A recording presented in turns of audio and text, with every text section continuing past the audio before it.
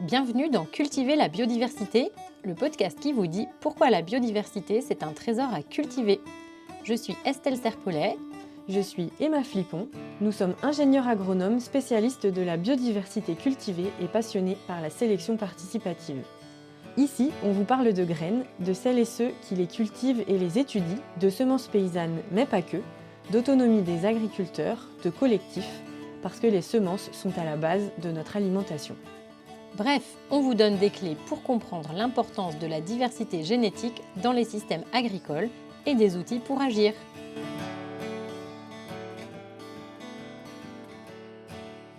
Cultiver la biodiversité, épisode 29, les blés de redon. Alors, bonjour Estelle. Bonjour Emma. Aujourd'hui, on va parler d'un sujet dont beaucoup de personnes qui s'intéressent aux semences paysannes ont déjà entendu parler, c'est les blés de redon. Alors juste une petite précision pour celles et ceux qui ne situent pas tout à fait Redon, si vous n'êtes pas breton, bretonne. C'est une commune quand même assez grande qui se situe au sud du département de l'Ille-et-Vilaine, à peu près entre Rennes et Nantes, on va dire. Donc on entend souvent parler de ces blés de Redon, mais au final, on s'est rendu compte avec Estelle en discutant avec des gens ou même en entendant parfois des podcasts ou des émissions radio dans lesquelles on en parle, que il y a pas mal d'approximations qui sont faites quand on parle de ces blés de Redon, et même dans les milieux paysans du réseau Semences Paysannes parfois. Alors aujourd'hui, Estelle va vous raconter quelle est la véritable histoire des blés de Redon, ou du moins ce qu'on en sait, et notamment ce qu'on sait de leur diversité génétique et de ce que ça veut dire quand on parle d'un blé de Redon versus quand on parle de la collection des blés de Redon. On va aussi découvrir comment ils ont été remis dans les champs grâce aux paysannes et paysans de l'association Triptolem et au groupe BCRP d'INRAE. Et peut-être qu'il y aura d'autres épisodes à suivre qui interrogeront des paysans paysannes qui les ont utilisés. Voilà, on essaye de commencer une série, on verra ce que ça donne, mais c'est un projet qu'on a avec l'association Triptolem. Tout à fait. Alors d'abord Estelle, est-ce que tu peux nous raconter quel rôle tu as eu dans cette histoire de la renaissance des blés de Redon ? Oui, alors le rôle que j'ai eu, c'est bien, enfin c'est, comment dire, tu mets un peu genre, ah c'est toi qui as fait, non. Mais en fait, ce qui s'est passé, c'est que moi j'étais salariée de l'INRA à l'époque, donc en fait, j'étais chargée dans le cadre d'un projet de recherche financé par la région Bretagne, dont l'INRA et Triptolem étaient partenaires. Donc l'association Triptolem, association de redéploiement de la biodiversité cultivée et beaucoup sur la transmission de savoir-faire sur l'agronomie, les semences paysannes et aussi beaucoup la boulange 100% levain, boulange à la main. Donc association bretonne et Grand Ouest. Et qui est plutôt céréales. Qui est plutôt céréales, ouais, tout type de céréales. Voilà, avec beaucoup de paysans et de boulangers et de pastiers. Voilà, donc l'association Triptolem et l'INRA alors à l'époque on disait l'INRA, maintenant on dit l'INRAE, mais à l'époque, c'est-à-dire dans les années 2010, on disait l'INRA, donc l'équipe de Véronique Chable. J'étais salariée dans cette équipe et donc les deux structures étaient partenaires d'un projet qui s'appelait Pays Blé. L'idée, c'était de faire des expérimentations pour mieux connaître les semences paysannes, l'intérêt de la diversité génétique. Et il y avait un des aspects de ce projet qui avait pour objectif de redéployer finalement la collection des blés de Redon, parce que c'était quelque chose dont pas mal de paysans avaient entendu parler. Certains paysans de Triptolem avaient déjà des blés de Redon qui cultivaient, mais ils voulaient redécouvrir tout ça.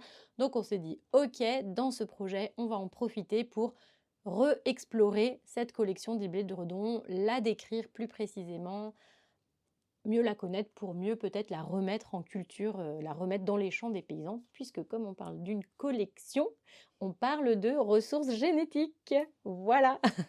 Oui, effectivement, ça on en a déjà parlé un petit peu des ressources génétiques dans l'épisode notamment avec Quentin. Ouais, épisode 14. Super. Et donc, on va peut-être pas forcément vous redécrire, précisément ce que sont des ressources génétiques, mais par contre, Estelle, est-ce que justement tu peux nous expliquer plus précisément en quoi elle consiste, cette, collection de blé de redon, ce que c'est concrètement? Et aussi, est-ce que tu peux me raconter ce que vous avez découvert en enquêtant sur cette collection? En fait, voilà, qu'est-ce qu'elle représente? Les ressources génétiques, lesquelles sont-elles? Et puis notamment, quelle est la signification des noms des accessions? Parce qu'on entend souvent, redon-roupal, ou des noms comme ça, ou barbu lâche, ou des choses comme ça. Donc, est-ce que tu peux nous expliquer un peu plus, en quoi ça consiste tout ça? Ok. Tu peux me rappeler ta première question? Ah oui, pardon, Ça oui, m'en fait j'ai beaucoup, je peut-être, me dis, je vais y oui, aller tout oui, doucement. oui, oui, donc la première question, c'était en quoi consiste Ah oui, concrètement cette, collection des blés de redon? qu'est-ce que c'est que cette collection? Ouais. Donc, comme c'est une collection de ressources génétiques, eh bien, en fait, c'est un ensemble de différentes accessions. Pareil, il y a, je ne sais plus dans quel épisode c'est, mais notre épisode sur notre travail, sur les PEPS, voilà, on prend des ressources génétiques, donc des accessions. Donc, la collection des blés de redon, c'est un ensemble d'accessions de blés tendres qui ont été collectés dans la région de Redon. Donc la région de Redon, ça peut aller jusqu'à 50, 60, 70 km, ça remonte jusque dans le Morbihan vers Campénéac. Si ça vous dit quelque chose, forêt de Brocéliande, l'Arbre d'Or. Le Redon, c'est plutôt le sud de l'île-et-Vilaine. Donc voilà, ça couvre en gros ça va du milieu ouest, enfin sud-ouest de l'île-et-Vilaine à sud de l'île-et-Vilaine. Voilà. Et donc c'est un ensemble d'accessions qui ont été collectées dans cette région et qui était conservé à l'INRA de Rennes et qui aujourd'hui est conservé à l'INRAE de Clermont-Ferrand où ils ont toute la collection des céréales à paille. Et en fait, cette collection des blés de Redon, elle a été collectée par un chercheur de l'INRA de Rennes qui s'appelait Gérard Doucineau. Et lui, il était sélectionneur de blé, en fait, à l'INRA de Rennes. Et il cherchait des résistances à une maladie qui s'appelle le pied inverse. Donc, je crois que c'est un champignon qui fait pourrir le bas du pied du blé et qui fait que, du coup, la tige n'est plus solide et le blé verse. Donc, il cherchait cette résistance-là. Et comme il faisait ses recherches dans les années 60, 70, en fait, il y avait déjà beaucoup de variétés modernes qui étaient utilisées dans les schémas de sélection, voilà, des nouvelles variétés. Et il trouvait qu'il n'y avait pas assez de résistance à cette maladie en tout cas au moins pour les variétés avec lesquelles il travaillait. Donc il a été chercher cette résistance dans des variétés populations, c'est-à-dire des variétés paysannes ou variétés anciennes, comme on veut, qui étaient encore cultivées. Parce qu'il s'est dit, comme dans les variétés modernes, il n'y a plus cette résistance-là, je vais aller voir dans les ressources génétiques, du coup, ce n'était pas des ressources génétiques, dans les populations traditionnelles, si ça existe. En tout cas, je vais aller chercher de la matière à travailler dans ces variétés anciennes. Et donc, il a été dans la région de Redon, enfin dans toute cette région que j'ai décrite tout à l'heure, et en fait, on s'est beaucoup posé la question pourquoi il est allé là, pourquoi il n'est pas allé, je sais pas, à Saint-Malo ou dans le bassin rennais ou ailleurs en Bretagne. En fait, c'était que déjà dans les années 60, il y avait presque plus de variétés anciennes qui étaient cultivées, mais dans cette région de Redon, entre guillemets, il y avait encore des populations de blé. Alors là, la grande question, c'est pourquoi. En fait, on ne sait pas, mais c'est une hypothèse qu'on a eue avec les paysans de Triptolème, c'est de se dire qu'en fait, dans cette région, les terres sont vraiment très pauvres et qu'en fait, à l'époque, il n'y avait pas encore un intérêt à passer au blé moderne puisque les rendements n'étaient pas trop différents. Donc en fait, pourquoi acheter des semences modernes alors qu'on a nos semences paysannes? Donc il y avait encore des blés populations là. Donc il a fait 2 années de collecte de ressources génétiques, une en 1968 je crois et une en 1969. Et en fait, il allait dans les champs, enfin il se baladait. Alors tout ce que je vous raconte là, d'abord j'ai oublié de vous dire, c'est Maxime Trottet, un ingénieur qui travaillait avec lui, qui m'a raconté ça. Mais alors, et Gérard et Maxime sont décédés depuis, et on n'a pas encore retrouvé, enfin on n'a pas cherché non plus, mais on n'a pas retrouvé des rapports où ce soit écrit. Donc ce que je vous raconte, c'est ce que m'a raconté Maxime il y a 15 ans. Voilà, donc c'est de la transmission orale. Donc Gérard, il aurait fait 2 collectes de ressources génétiques, une en 1968 et une en 1969. Et la manière dont il aurait procédé, c'est qu'en fait, il se baladait, enfin, il prenait sa voiture, il sillonnait la campagne, et dès qu'il voyait un champ avec des blés anciens, il s'arrêtait et il allait prélever des épis. Comment il les reconnaissait, ces blés anciens? Ah, comment on reconnaît des blés anciens? Eh bien, souvent, les blés anciens, ils sont, enfin, souvent, quasiment tout le temps, ils sont très hauts. Ils sont très grands, ils ont pas ils ont des épis souvent plus longs, moins serrés, moins denses que les épis des variétés modernes. Et oui, les variétés modernes, elles sont aussi à peu près toutes à la même taille et petites, alors que les blés anciens, ils ont pas exactement la même taille, ils sont plus grands. Donc vraiment, on voit que pour le blé, c'est très différent. Donc voilà, il allait dans les champs, il prélevait des épis et il les ramenait au labo en les décrivant et en les classant. Je vous raconterai tout à l'heure comment c'est classé et tout ça pour comprendre la collection. Mais en tout cas, ce qui s'est passé, c'est qu'il ne récoltait des épis que sur des pieds qui tenaient debout et qui étaient exempts de pied inverse. Parce qu'il supposait que derrière, il y avait la résistance au pied inverse. Et voilà, et donc le résultat de toute cette collecte d'épis, et ben en fait, ça a créé une collection dans laquelle il est allé piocher ensuite des plantes pour faire des croisements pour ses programmes de sélection. Et aujourd'hui, il en reste environ 300 blés de redon, donc 300 accessions, mais il y en aurait eu plus avant. Et là, c'est un petit peu même les centres de ressources génétiques, parfois en faisant les multiplications, parfois il y a des accessions qui n'arrivent pas à multiplier, qui se perdent, etc. Donc on en a perdu quelques-uns. Mais il y en a plus de 300 normalement. Ok. Voilà. Et alors, comment vous avez eu connaissance de l'existence de cette collection ABCRP ou avec Triptolème? Tu disais il y avait déjà des paysans, paysannes qui avaient certains blés de redon. Mais voilà, comment vous en avez entendu parler à la base? Alors moi, c'est par Véronique, parce que comme je travaillais avec elle, c'est elle qui m'a dit on va faire ça. Et les paysans, je ne sais pas comment ils en avaient entendu parler, mais je pense qu'ils connaissaient Véronique parce qu'ils travaillaient déjà avec elle depuis un certain temps. Et il y en a, comme tu dis, qui avaient déjà des blés de redon dans leur champ. Pourquoi? Ben parce que soit ils avaient déjà demandé à Véronique d'en sortir quelques-uns, soit avant de commencer à travailler avec Véronique dans tout ce mouvement des années 2000, du début du réseau semences paysannes, etc., ben, il y avait certains paysans qui étaient curieux, qui allaient voir dans les centres de ressources génétiques. Et comme souvent, ils ont dû commencer en se disant « Ok, moi je suis en Bretagne, je vais aller voir quels sont les blés qu'il y avait chez moi avant pour les recultiver. » Avec cette image dont on a déjà parlé, de se dire Ah, je voudrais recultiver ce qui était chez moi avant. » Et donc je pense que c'est comme ça qu'ils ont découvert cette collection. Et elle a été déjà cultivée, enfin remise en culture un petit peu par Triptolème. Alors là, je ne pourrais pas vous dire exactement, mais peut-être des gens de Triptolème nous expliqueront ça dans un prochain épisode. En fait, Triptolème avait mis en place un système de parrainage, c'est-à-dire qu'avec des jardiniers ou des paysans, ils distribuaient 1 ou 2 accessions pour que les gens multiplient dans leur jardin pour qu'un jour ça puisse revenir aux paysans. Voilà, donc c'était un super travail de remise en culture de ces accessions. Et ensuite, il a eu du mal à être très suivi parce qu'en fait, c'est énormément de temps. Donc, il a été suivi quand même, je pense, pas mal bénévolement par des bénévoles, des membres de l'association.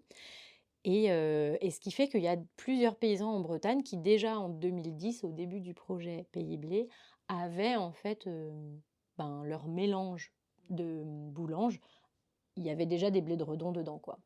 Voilà. Mais le projet Pays Blé de 2010 à 2012, c'était vraiment l'occasion de se dire ok, on la ressort en entier cette collection, on la décrit, on décrit chacune des accessions. Voilà, on essaye d'aller plus loin, d'être plus organisé pour voir ce qu'on peut en faire.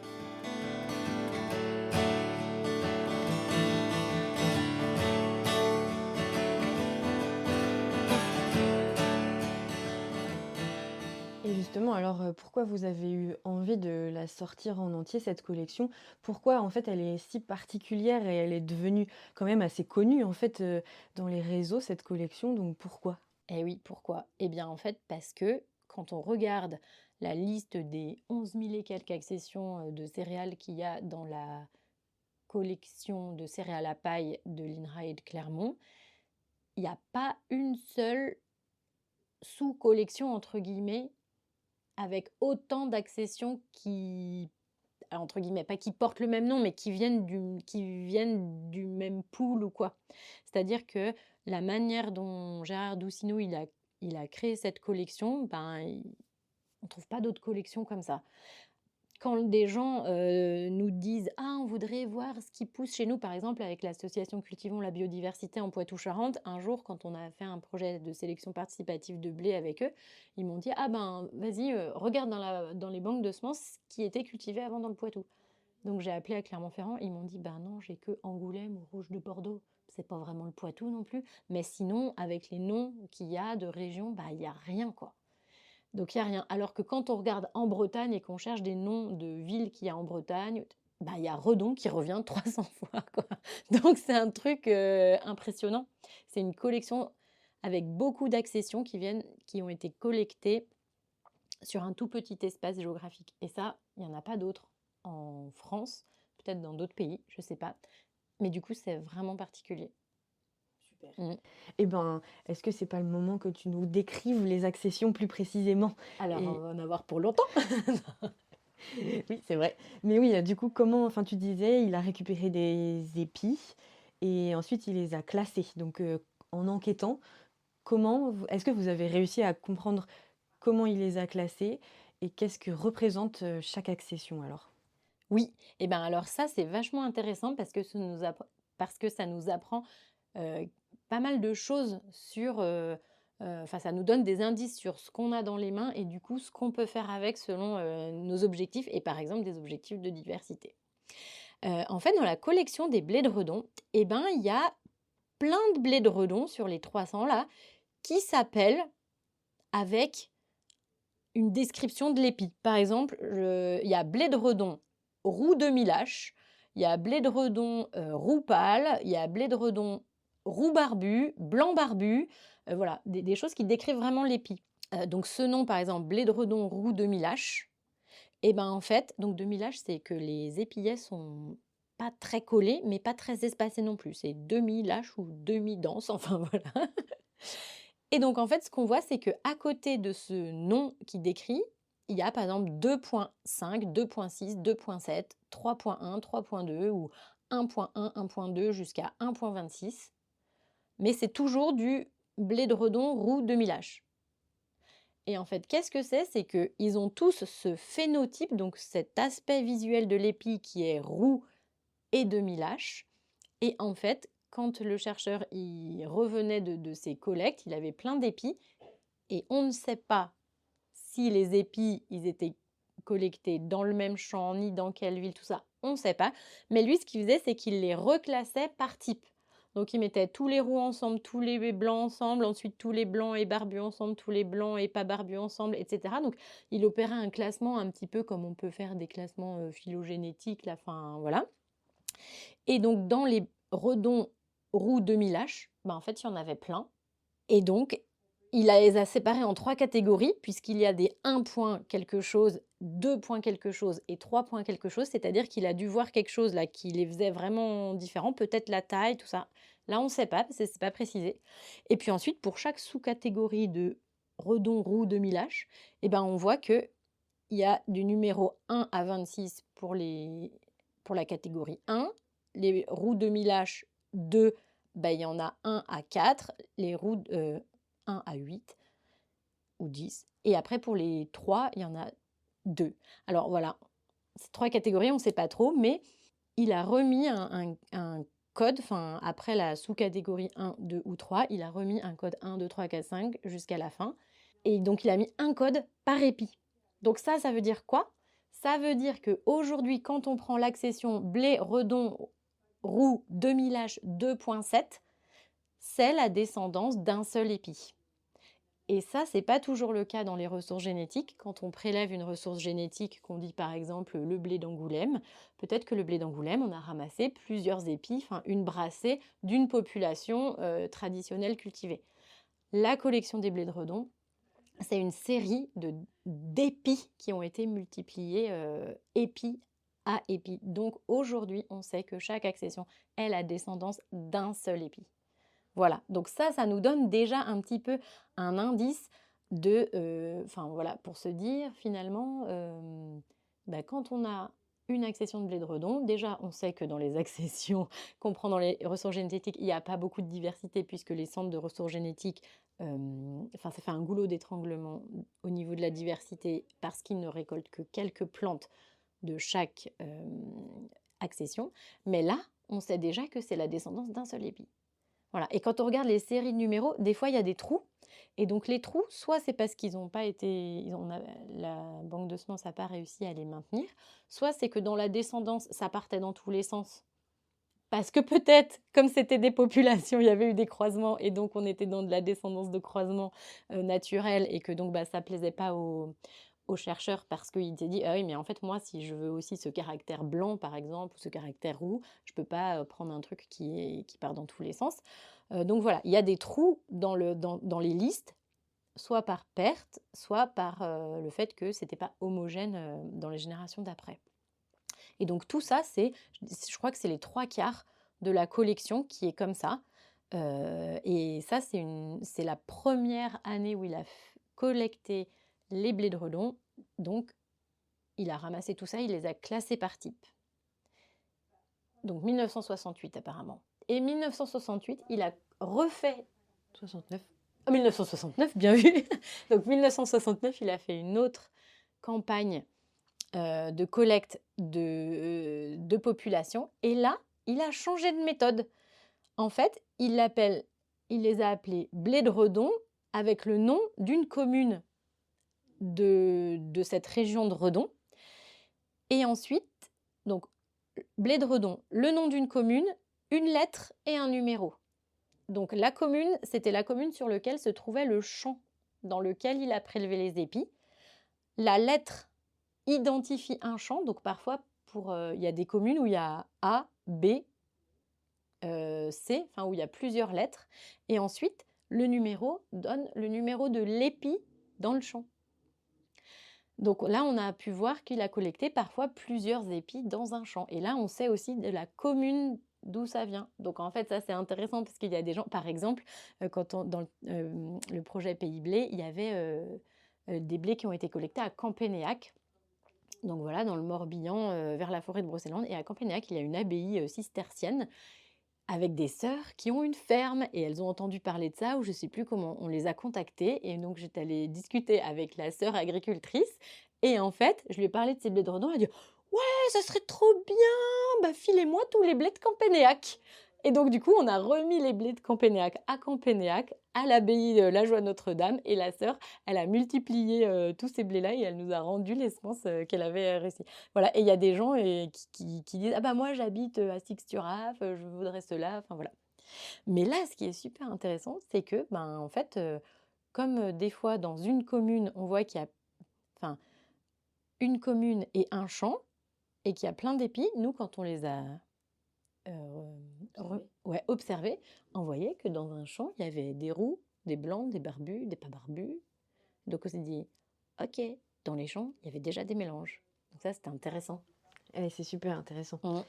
Et du coup, ça m'amène peut-être à la question suivante. Justement, pourquoi c'est si important de connaître l'histoire de cette collection quand on veut faire des populations, tu l'as dit, quand notre objectif, par exemple, c'est de recréer de la diversité avec ces blés.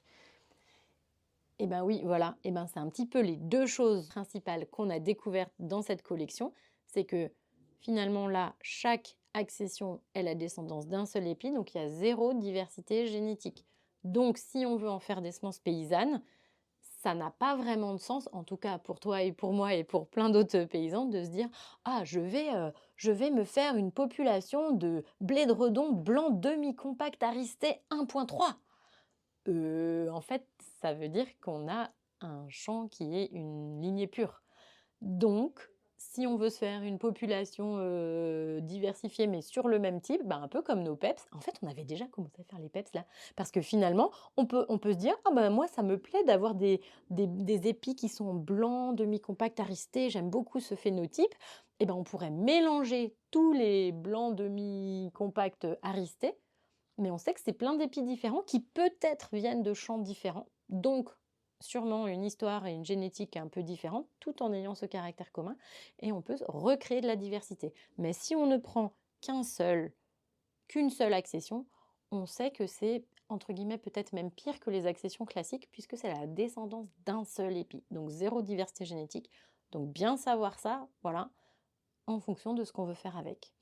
Et deuxième chose aussi, c'est que finalement, une autre chose qu'on a appris, alors là, c'est pas forcément pour ce qu'on veut en faire, mais remarque si, parce qu'on pourrait recréer finalement une partie de la population qui a été collectée, par exemple, à Sainte-Marie en 1969. On voit que Sainte-Marie, il y a, donc c'est la parcelle I, il y a de 7 à 35. Alors, il y a plein de trous, mais il reste environ une dizaine d'épis.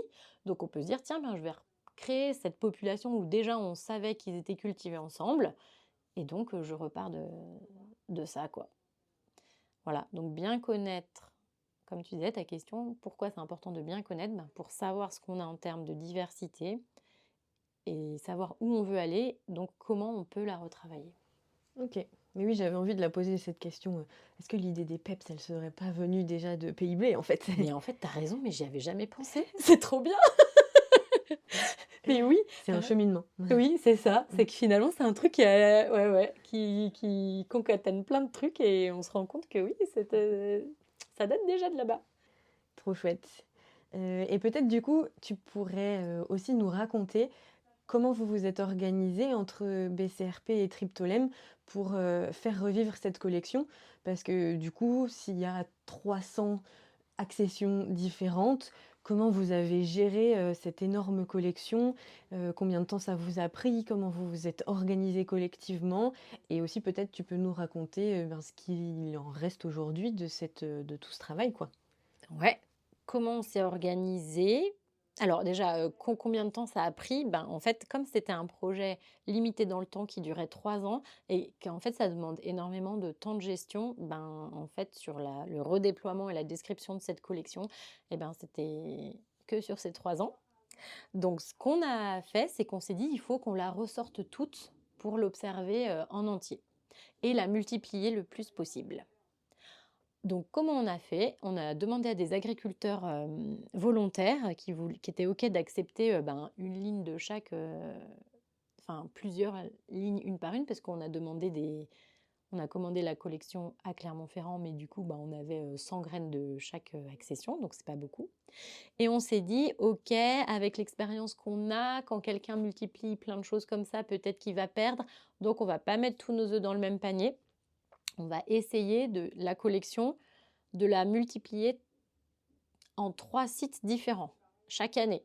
Donc c'était très ambitieux, hein, mais voilà. Donc en gros, ça faisait, comme il y a 333 accessions, ça faisait 1000 sachets à faire et à distribuer. Donc voilà, il y a 2 paysans qui ont dit: «Moi, je prends la collection en entier», pendant 3 ans. Donc ça veut dire qu'elle était en entier au moins à 2 endroits. Et ensuite, le dernier lot de la collection, donc la collection en entier, mais voilà, la dernière, c'est pas la dernière partie, mais le dernier lot, il a été séparé en plusieurs tronçons selon le nombre d'accessions qu'acceptaient de multiplier tous les volontaires. Donc il y en avait, ils en prenaient 10, il y en avait, ils en prenaient 40, et on a réussi à la disperser partout comme ça. Donc ça, voilà. Donc ça, on a fait ça, ça a duré 3 ans, c'est-à-dire que chaque année, chacun reproduisait ce qu'il avait. Voilà. Et on allait et qu'est-ce qu'on faisait? Et ben, j'étais souvent accompagnée de stagiaires, mais en fait, on allait dans les fermes et on observait. Alors j'y allais, je crois, un petit peu pendant le printemps, mais j'ai pas retrouvé mes observations dessus là, donc je sais pas parce qu'en fait, le truc c'est que comme c'était dispersé dans toute la Bretagne, c'était compliqué d'aller, au même stade, voir tout le monde, enfin comme ce qu'on fait sur nos PEPs en fait. Et puis les blés, ils étaient pas forcément exactement à la même période puisqu'ils avaient pas au même stade parce qu'ils avaient pas le même développement et en fait, il aurait fallu aller à peu près au même moment partout. Enfin, voilà, c'était très compliqué, mais on y allait quand même pour voir comment ils se développaient. Et ensuite, par contre, quand ils étaient mûrs, là, on allait au champ et on décrivait plus précisément la taille, la forme de l'épi, si c'était barbu ou pas, s'ils étaient versés ou pas, etc. Donc on a fait ça. Ouais. Alors la première année, je crois que c'était un petit peu, qu'est-ce qu'on va noter sur les blés de Redon et comment est diversifiée cette collection.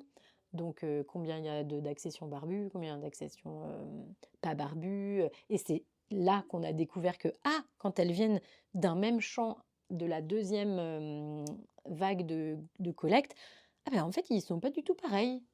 Parce qu'ils étaient tous à côté là, Redon guerre 1, guerre 2, guerre 3, machin, et puis ils sont différents, mais ils viennent du même champ. Ah bah donc les paysans faisaient déjà des mélanges. OK, donc en fait les populations étaient déjà diversifiées, donc ce qu'on refait aujourd'hui, entre guillemets, c'est pas une nouveauté et finalement c'est intéressant de l'avoir, redécouvert comme ça, quoi.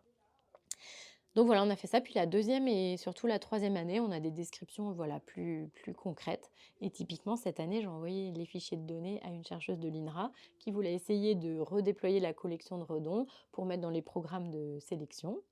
Mais donc, qui voulait avoir quelque chose sur quoi se baser. Donc, j'espère que ça lui a servi.